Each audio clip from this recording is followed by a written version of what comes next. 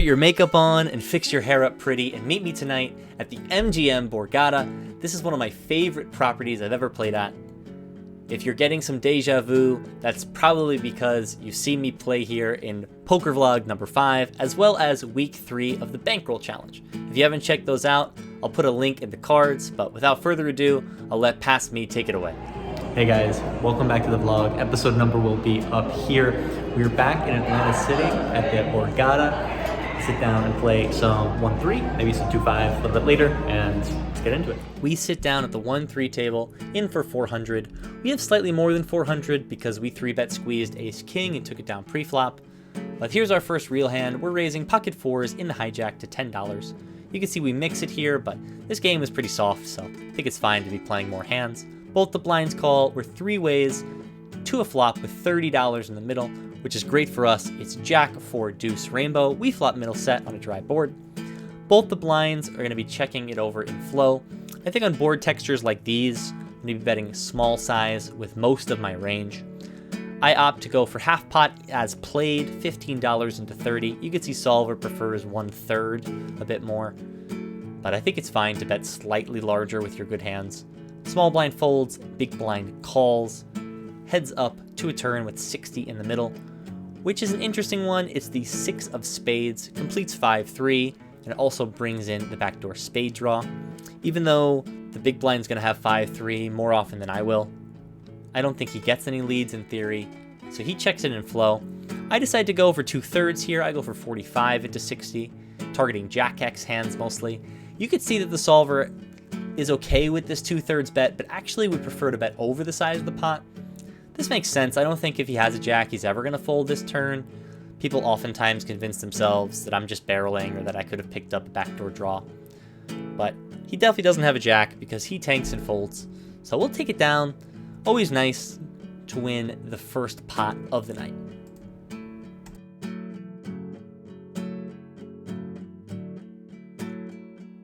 For this next hand, we're back in the hijack with Jack Queen offsuit, one of the best hands ever created. There's 2 limpers to us. We're going to open it up. We choose a size of $25. You can see the open is solver approved, and we've gone a little bit larger because of the dead money out there. The cutoff player reaches into her stack and makes the call. This is no ordinary cutoff player. This is Taliana. If you remember her, you'll remember she's very good at poker. So kind of ridiculous that she gets to sit to my left the whole night. But anyways, everyone else folds. We're heads up to the flop where she says this. You want to check it down? No, I'd like to lose. Okay, you're gonna lose. She's talking some smack, but the flop's actually pretty good for us. It's queen, 9, deuce. We have top pair. We go for the continuation bet. As played, I made it $30. The solver actually likes to check a lot here, playing pretty defensively out of position, but when we do bet, we're going for 1/3 instead of half pot. So a bit of a misplay by me, but she puts in the call, heads up to a turn with 120 in the middle, which is the 6 of spades. Kind of a blank. We're still beating all of her draws, like Jack 10, any diamond combos, or other hands with good equity against us, like King Jack or King 10, with an over and a gut shot. So we decide to keep the pressure on. Gonna be sizing up on this turn to charge the maximum for her draws. We go for 80 into 120, 2/3. This is the size the solver likes, but we are supposed to be checking a lot here with our combo. We get to bet a lot more with the Jack of Diamonds as a blocker. But she pretty much snap calls us. When she does this, I'm putting her on a lot of draws. So hoping to see no diamonds, no kings, no 10s on the river. Unfortunately, the river's a diamond. We check. Queen? Ace Queen is a very, very good hand. No. You can see I'm very surprised that she has Ace Queen there. Kind of went for the trap pre-flop. So credit to her for flatting such a strong hand. She probably wins the max for me. And our stack takes a little bit of a dent. Before this next hand, really quickly, hit the like, hit the subscribe button for me. Thank you guys so much. For some reason, we're in the hijack again. We're playing all of our hands apparently this episode from the hijack, but we're definitely playing this one when we peel pocket 10s. There's a couple limps up front. Folds around to me. I decide to go for $30.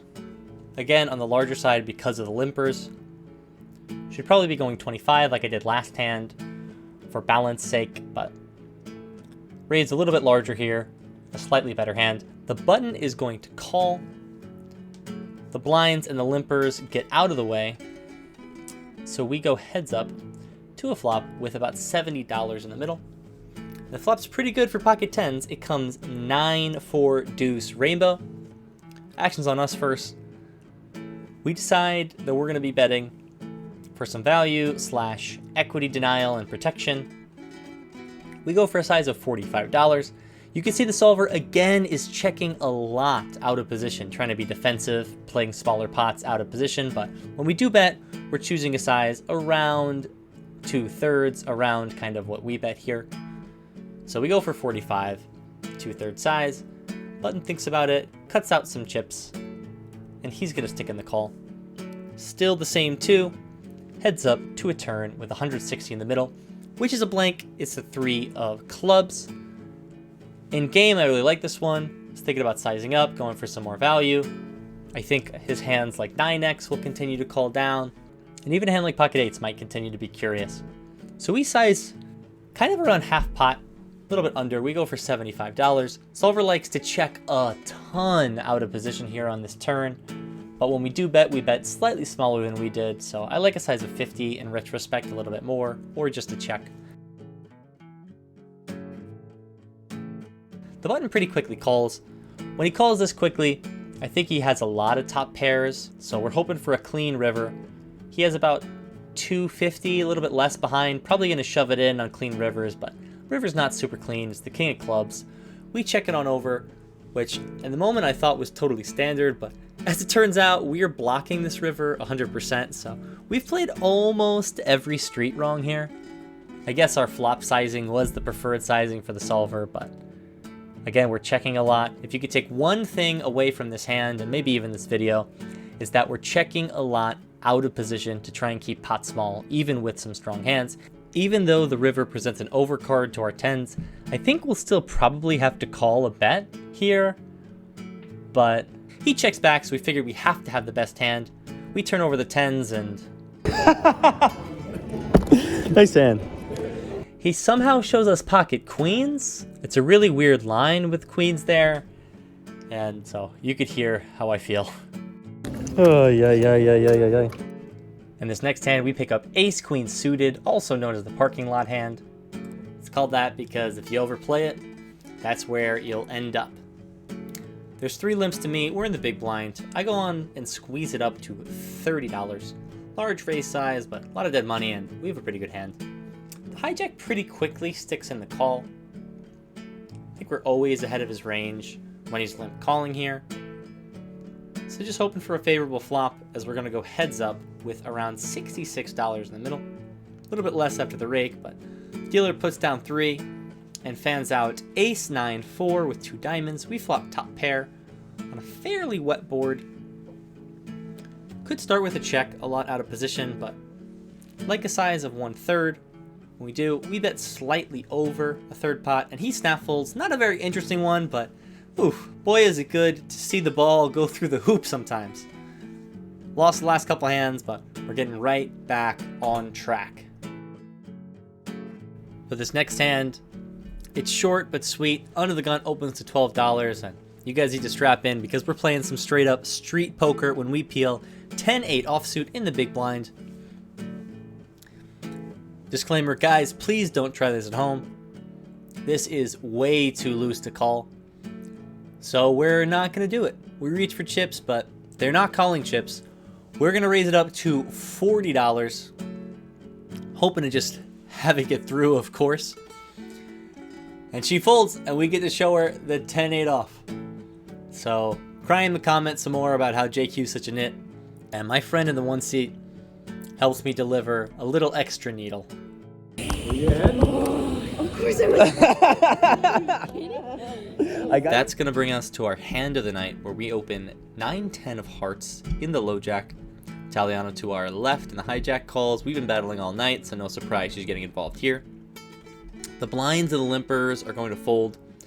Shout out to Dave, this dealer. He's a very nice guy, very funny. We're having a lot of fun with him all night. You can see here, as he goes to put out the flop, he puts it out upside down, so we only see the backs of the cards. Very funny guy. But when he reveals the fronts, I actually think I liked the backs of them a little better. Deuce, 3, 6. Yes, we have a flush draw, but we're checking this with our range in theory, so we check it on over to her. She bets 25. You can see we continue mostly with a call here, which is what we chose in game. Heads up to a turn with 97 in the middle, which is a pretty decent card for us. It's the 7 of diamonds. We pick up a backdoor straight draw to go along with our flush draw. Still checking 100 here.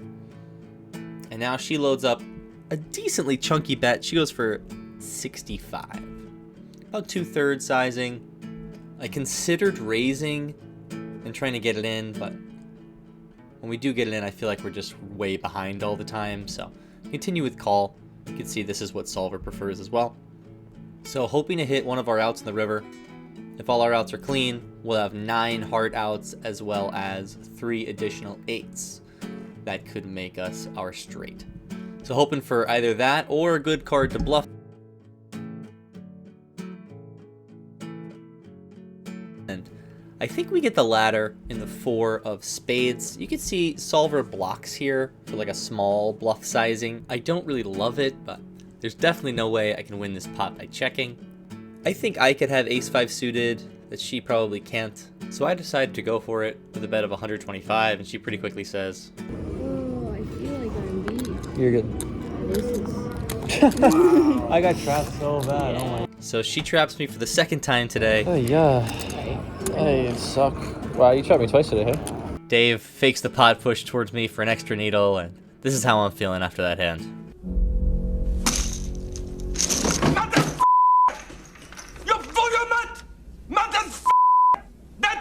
That's it. What the f talking about? That's it. Take him down, Danny. Yeah.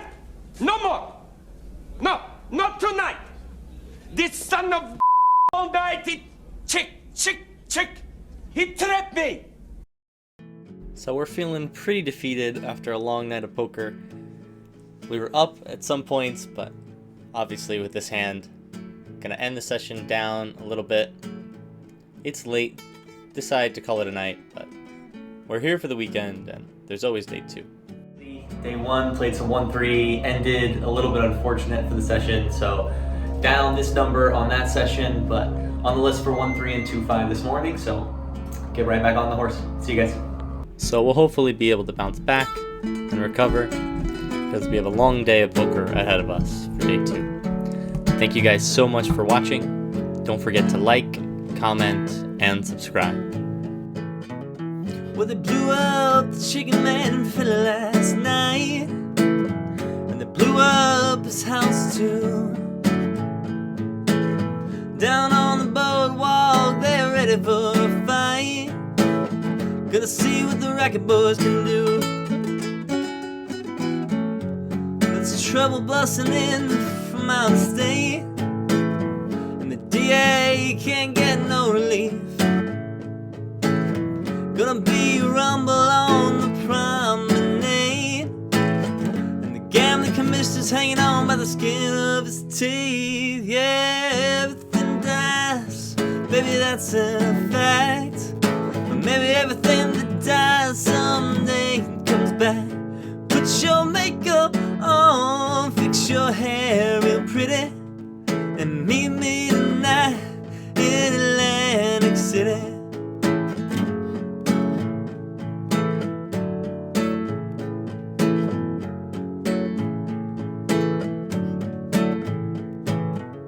Well, I got a job to put my money away, but I got the kind of debt that no honest man can pay.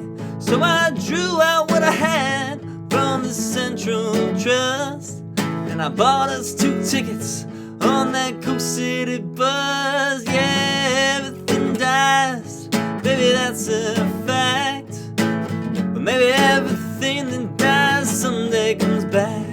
Put your makeup on, fix your hair up pretty, and meet me tonight in Atlantic City.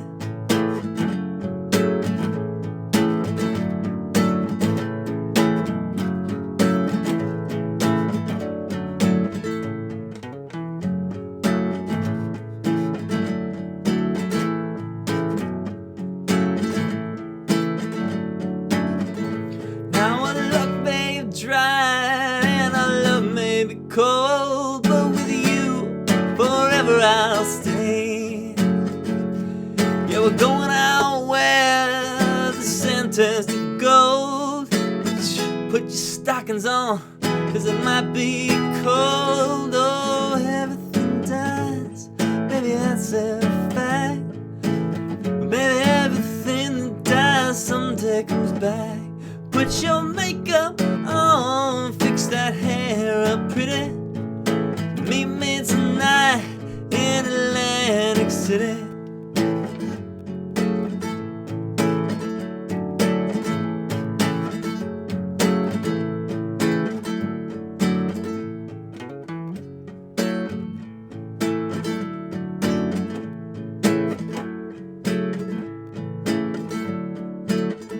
Now I've been looking for a job, but it's hard to find.